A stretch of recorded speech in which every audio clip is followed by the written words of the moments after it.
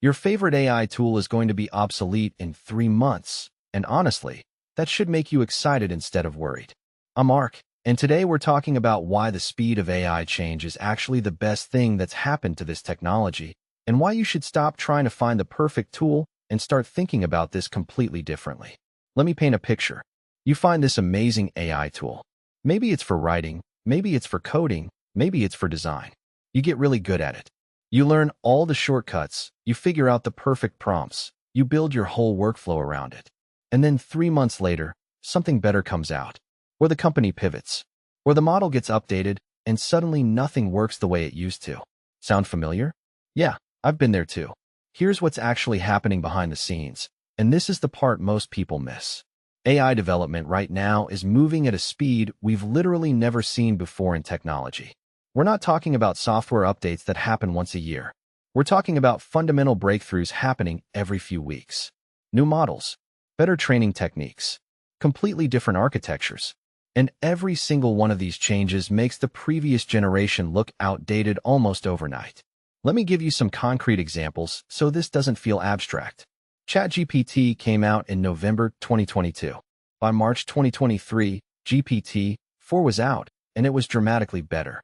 By October of that year, we had GPT-4 Turbo. Then we got GPT-4o. Now we're looking at O1 models that think differently than anything before them. That's not a typo. That's all in less than 2 years.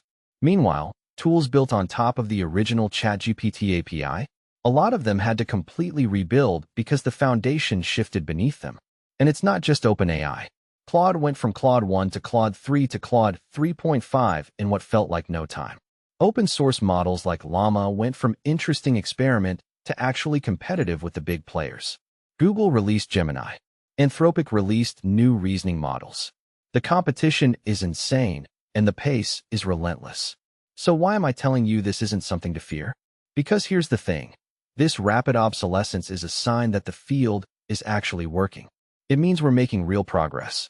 It means the companies building these tools are laser-focused on making them better, faster, and more useful. In most technology fields, you wait years for meaningful improvements. In AI right now, you can't blink without something significant changing. But there's a deeper reason this is good news, and it's about how you should actually think about using AI tools. Most people approach this the wrong way. They think they need to find the one perfect tool, master it completely, and then ride that wave forever. That's the old way of thinking about technology. That mindset will burn you out and leave you behind. Instead, think about it like this. You're not learning a specific tool. You're learning principles. You're learning how to think in prompts. You're learning how to break down problems in ways that AI can actually solve. You're learning which types of tasks AI is good at and which ones it's not. You're learning how to evaluate whether a tool is actually useful or just shiny. Those skills transfer across every single tool that comes next. Here's what I mean concretely. If you learn how to write good prompts in ChatGPT, you can take those skills directly to Claude or Gemini or whatever comes next. If you understand the limitations of current AI when it comes to math or reasoning, you'll immediately spot when a new model fixes those problems. If you know how to integrate an AI tool into your actual workflow, you can do that with the next tool in maybe 1/10 of the time it took the first time. There's another layer to this too. The fact that tools are becoming obsolete so quickly means you have permission to experiment. You don't need to commit to mastering something if you know it might be outdated soon anyway.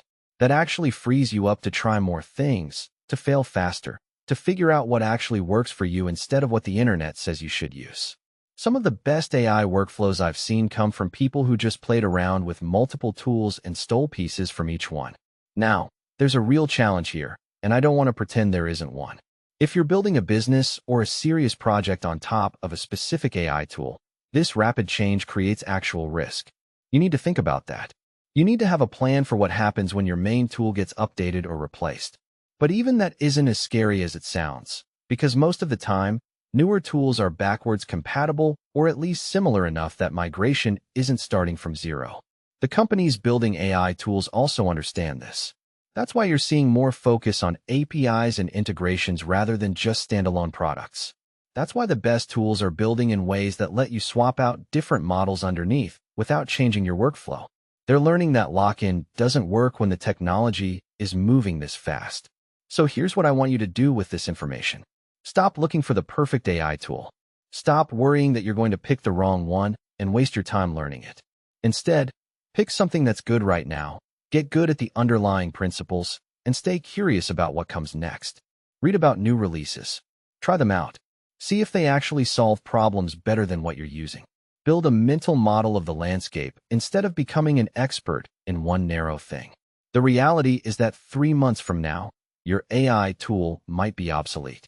But you won't be. Your ability to learn new tools, to understand what's actually better versus what's just different, to integrate AI into your work in a way that makes sense for you. That's the real skill. And that only gets more valuable as the technology keeps changing.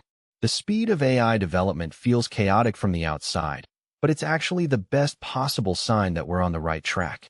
And if you want to actually keep up with this without drowning in hype, subscribe. I break down these shifts and what they actually mean for you every few days, so you're not constantly scrambling to figure out what's real and what's just noise.